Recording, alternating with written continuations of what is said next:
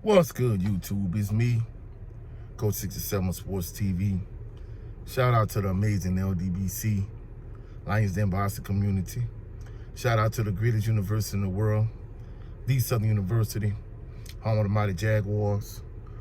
In this particular video, I'm going to talk about Southern University's poor performance in their 44-21 loss to Alcorn State. Yesterday's game was essentially for the SWAC West. Just to kind of set the scene for yesterday's game. Of course, as usual, and I can't stress nor emphasize this enough, for individuals that haven't been to a SWAC game, a Southern game, a HBCU game just in general, it's a real family-friendly environment. You see a lot of couples, you see a lot of families, black nuclear families. So, it's a great environment. A lot of people tailgating. Yesterday on the reservation along Mississippi, Alcorn State's campus. So, it was a great atmosphere, to say the least. The weather was nice, but just like Southern University, the east side at Alcorn Stadium, that's where the heat was the most, and it was pretty hot. It was a nice day, and as usual, Jaguar Nation, showed up and showed out. Now to the actual game itself. Come to find out, it was senior evening or senior afternoon for Alcorn, and Southern, they came on the field. They did the introduction, and as they were doing that, Alcorn was in the end zone where Southern was going. So it was a lot of join, a lot of trash talk back and forth between both teams. I'm glad anything didn't break out in terms of, pregame, because for a minute it did seem like something was going to happen. However, nothing happened. Alcorn, they did their introduction. Alcorn won the opening toss, and they deferred to the second half. So to start the game, Southern got the ball. First play of the game, Harold Blood, I don't know which receiver he threw the pass to, but he had a nice completion, went for some good yards. Then thereafter, Southern went 3 and out, punted the ball. Ruben Beauplance came on the field. He had an excellent punt. And Alcorn's punt returner muffed the punt. Southern got the ball right back. Coach Dooley, from a play calling standpoint, he did a much better job than he normally does. He changed the formation. He went like double tight, and he threw a long pass down Harold Blood threw a long pass down the field. The only bad thing with the play was both tight ends were in the same location. However, they came up with the reception, and it ended up being 1st and goal from the 1. Next play, Kendrick Grimes ran it in for a touchdown. So Southern starts out the game 7-0. Thereafter, Alcorn gets the ball, and one thing that's noticeable, when Southern takes the field, Taj Brown did not play. In addition to that, Gary Quarles Jr., he didn't play either. So Gary Quarles didn't play at running back. Kendrick Grimes started at running back, and Taj Brown didn't play at all yesterday. So evidently he's still hurt.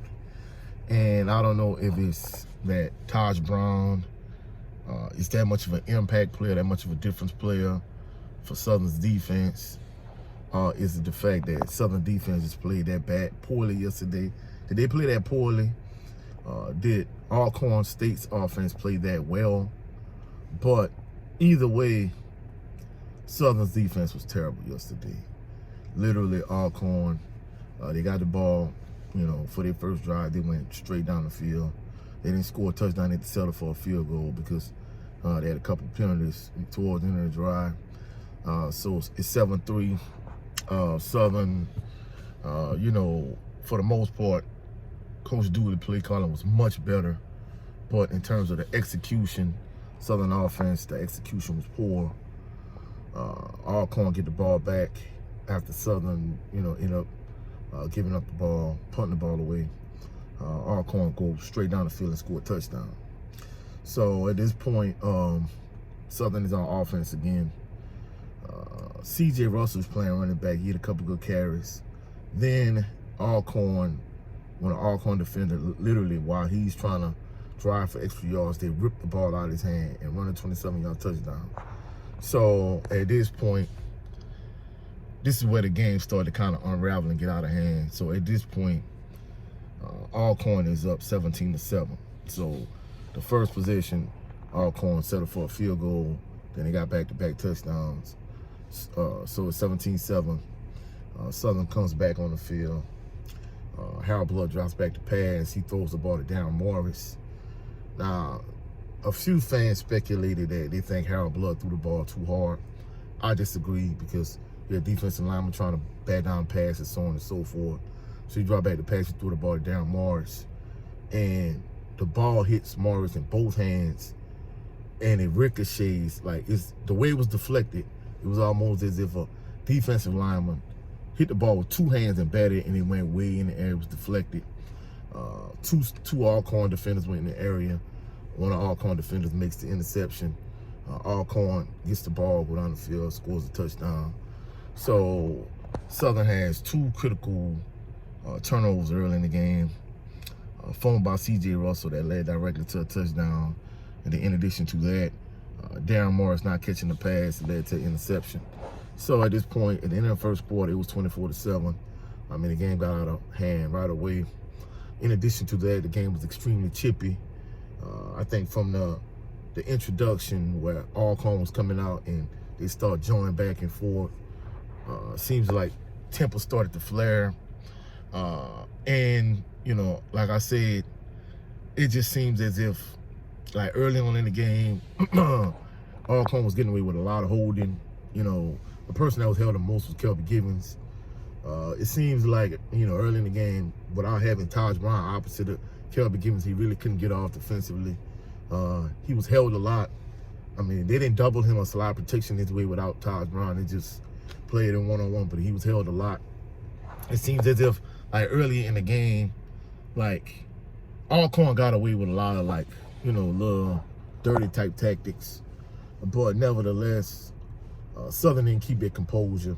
And I think Southern is a highly penalized team in the SWAC, but after yesterday's game, they clearly have to be the most penalized team in the SWAC by far. It's not even close.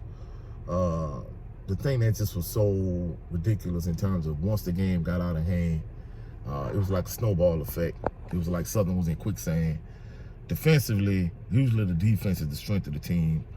Literally, Alcorn just marched up and down the field at will. Like I said earlier, I don't know if it's the fact that Taj Brown, because without him, there was no pass rush. Usually him and Kelby Givens, they kind of feed off each other. But Givens was held a lot. And so the defense just was trash. In the first half, Alcorn threw one interception. That was the only time Southern stopped in the entire first half. And then I think the second half, they punted the ball like 2 times. That was it. Southern defense was terrible yesterday. On the offensive side, the play calling was much better from Coach Dooley. The issue is the fact that Southern had a lot of terrible turnovers. Later on in the game, Harold Blood, the game was already out of reach. What ended up happening was it was 34-7. It was 34-10. I'm sorry, it was 34-14. And what ended up happening was Southern settled for a field goal, but Alcorn State's defense had a penalty. They kept the drive going, so they took the 3 points away, and Harold Blood ended up throwing a pick six like the second play after that. So the game got out of hand. It was 41-14 at that point. The game pretty much practically over. But the thing that really was disheartening, in addition to the poor execution offensively, more so than anything, the turnovers were killer, but the penalties. Southern had so many penalties, it was ridiculous. And it wasn't just like penalties like holding, it was like a lot of unsportsmanlike conduct penalties. I know Alcorn did a lot of things in terms of a lot of dirty tactics, whatever the case may be. But you cannot fight fire with fire. And it seems as if in sports, the person that initiates the incident usually doesn't get caught. There's always a second person. And Southern always got caught with their hand in the cookie jar. Alcorn would initiate something. Southern would retaliate. Southern would get caught. Southern had so many penalties. I mean, don't get me wrong. I know some Southern fans were saying basically Alcorn players got away with a lot. That's irrelevant. From a team standpoint, you have to keep your composure. Southern did not keep their composure whatsoever yesterday. Many instances offensively, Southern would get a good play. The play would come back to the holding. The play would stand, but they would bring it back in terms of from a penalty standpoint due to some unsportsmanlike conduct penalties. One of the Southern defensive players, the player that started in Taj Brown's place, he got ejected for targeting. 3 of Southern offensive linemen got ejected for unsportsmanlike penalties for punching Alcorn State's players. More than anything, from a play calling standpoint, Coach Dooley did a much better job. However, in terms of turnovers and penalties, but more than anything, Southern showed a huge, ridiculous lack of discipline.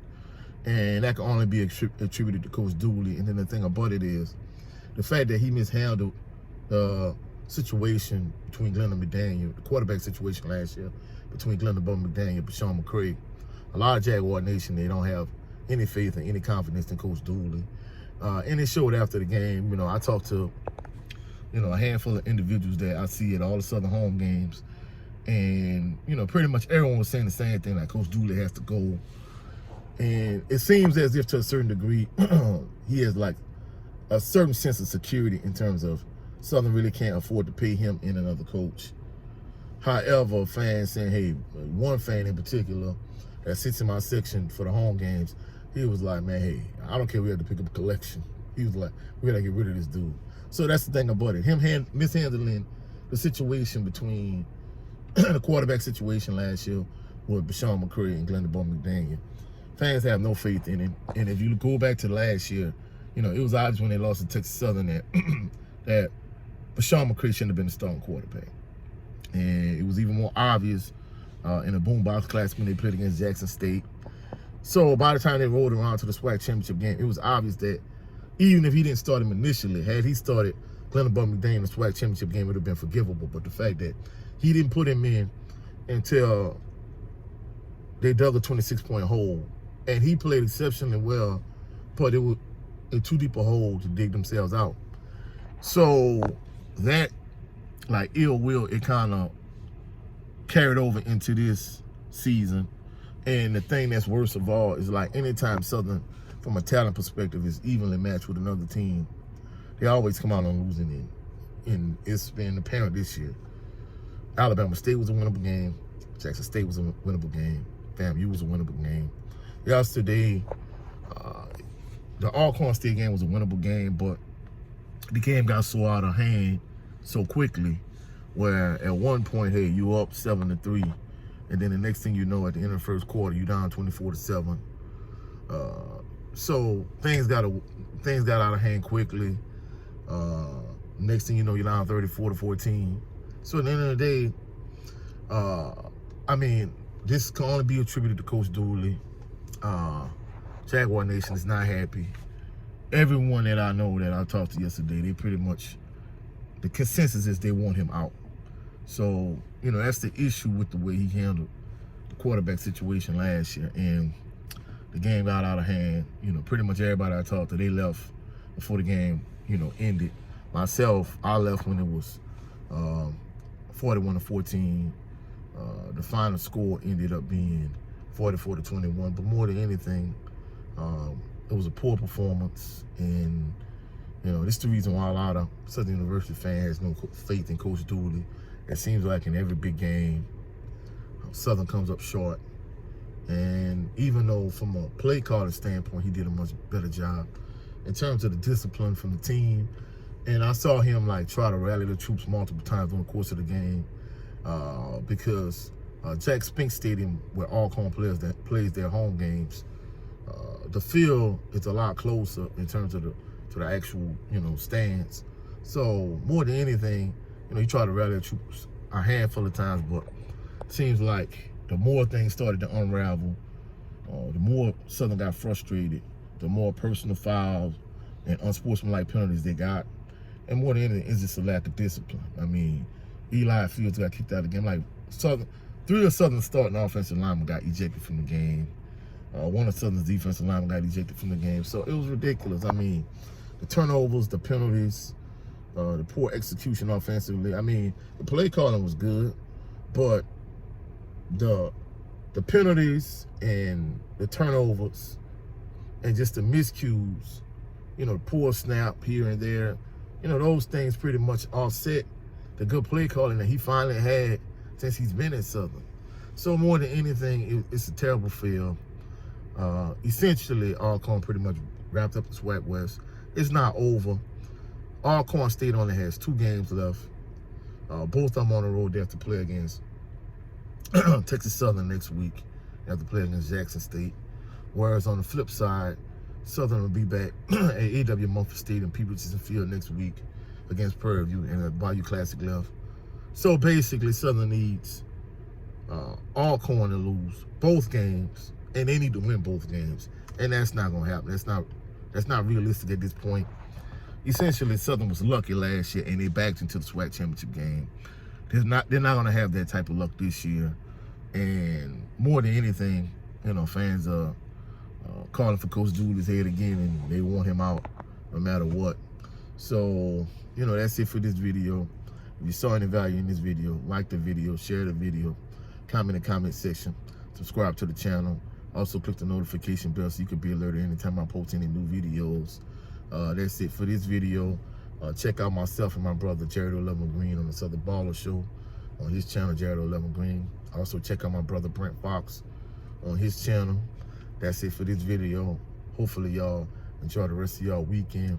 Y'all have a blessed and phenomenal weekend, the rest of your weekend. And I'll catch y'all on the rebound. Hopefully, I'll catch y'all tonight for the Southern Baller Show. Peace and blessings.